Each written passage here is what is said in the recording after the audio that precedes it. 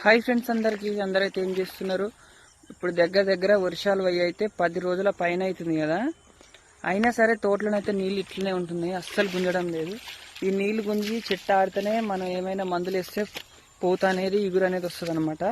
ఈ నీళ్ళు ఎన్ని రోజులున్నా కానీ పూత అయితే రాదు, ఎందుకంటే చెట్టు బాగా ఆరాలన్నమాట. చెట్టు బాగా ఆరినాక మందేసి నీళ్ళు వేయగానే పూత అనేది ఎమ్మటే వస్తుంది.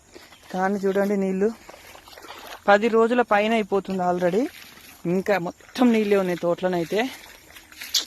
ఇంకా కాయ ఎన్నడు కాయాలి, మేము ఎన్నడు కాయ తెంపాలి, ఎట్లా చేయాలో చూడండి. మొత్తం నీళ్ళే అనమాట.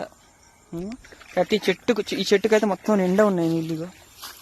ఆ రోజు నేనైతే ఫుల్ వీడియో తీసిన కదా, ఒకవేళ ఫుల్ వీడియో చూడకపోతే లింక్ అయితే ఇస్తే చూడండి.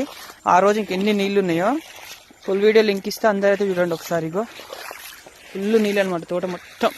ఏం లాభం లేదు ఫ్రెండ్స్ ఈసారి అయితే.